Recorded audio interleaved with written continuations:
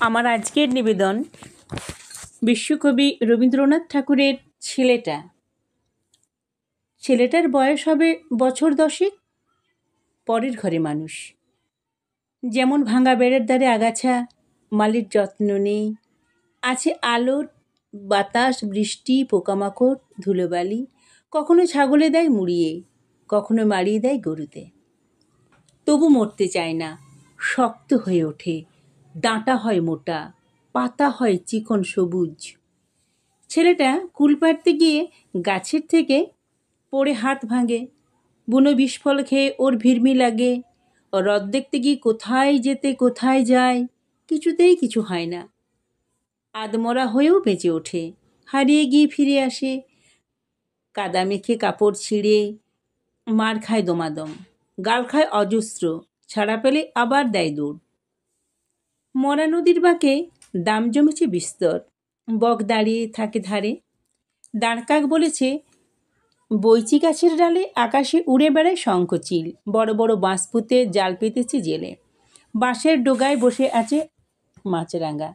পাতিহাঁস ডুবে ডুবে ওগুলো তোলে। বেলা দুপুর, লোভ হয় জলে ঝিলিমিলি দেখে। তলায় পাতা ছড়িয়ে শ্যাওলাগুলো দুলতে থাকে। মাছগুলো খেলা করে। আরও তলায় আছে নাকি নাগকন্যা, সোনার কাঁকই দিয়ে আচড়ায় লম্বা চুল, আঁকাবাঁকা ছায়া আর জলের ঢেউয়ে। ছেলেটার খেয়াল গেল ওখানে ডুব দিতে। সেই সবুজ স্বচ্ছ জল, সাপের চিকন দেহের মতো। কি আছে দেখি না, সবটাতে তার এই লোভ। দিল ডুব, দামে গেল জড়িয়ে। চেঁচিয়ে ওঠে, খাবে খেয়ে তলিয়ে গেল কোথায়। ডাঙায় রাখাল চড়াচ্ছিল গরু। জেলেদের ডিঙ্গি দিয়ে টানাটানি করে তুলল তাকে। তখন সে নিশার। তারপর অনেক দিন ধরে মনে পড়েছে চোখে কি করে সর্ষে ফুল দেখে। আঁধার হয়ে আসে, সে মাকে কচিবেলায় হারিয়েছে। তার ছবি জাগে, জ্ঞান যায় মিলিয়ে।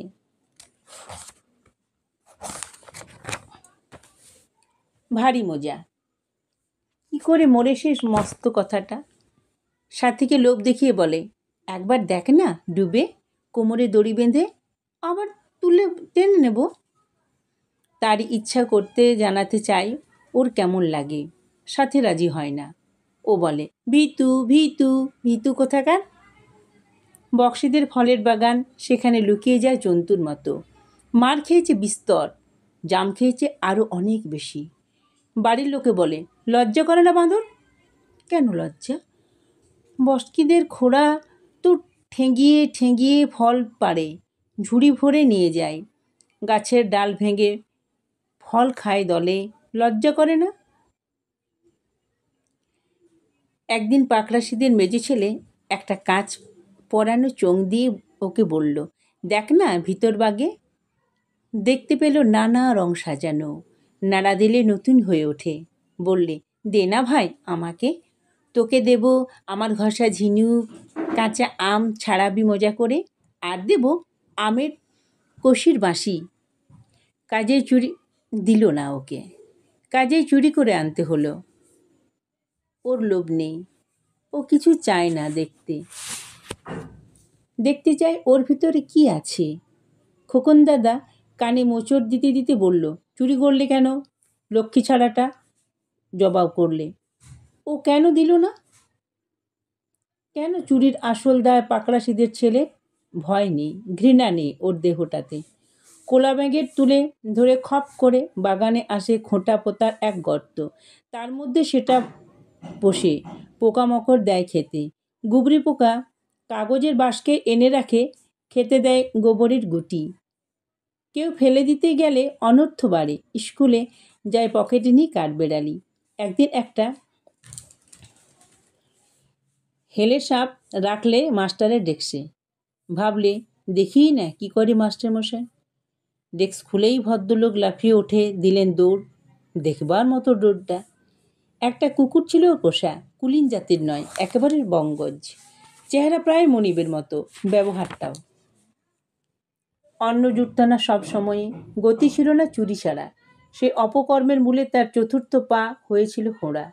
আর সেই সঙ্গেই কোন কার্যকরণের যোগে শাসনকর্তাদের শস্যক্ষেত্রের বেড়া ভেঙেছিল? মনিবের বিছানা ছাড়া কুকুরের ঘুম হতো না রাতে, তাকে নইলে মনিবেও সেই দশা। একদিন প্রতিবেশী বাড়া ভাতে মুখ দিতে গিয়ে তার দেহাস্তর ঘটল। মর্মান্তিক দুঃখতেও কোনো দিন জল বেরোয়নি সে ছেলের চোখে।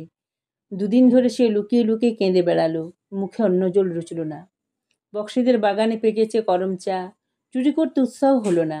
সে প্রতিবেশীদের ভাগনে দিন 7 বছরের তার মাথার উপর চাপিয়ে দিল এক ভাঙা হাঁড়ি। হাঁড়ি চাপা সে কান্না শোনালো এক ঘানি কলের বাঁশি। গেরস্ত ঘরে ঢুকলে সবাই তাকে দূর দূর করে, কেবল তাকে ডেকে এনে দুধ খাওয়ায় বিনু গোয়ালিনী। তার ছেলেটি মরে গেছে 7 বছর হলো। বয়সে ওর সঙ্গে 3 দিনের তফাৎ। ওরই মতো কালো কালো, নাকটা ওই রকম চ্যাপ্টা। ছেলেটার নতুন নতুন দৌড়াতি এই গোয়ালিনী মাসির পরে।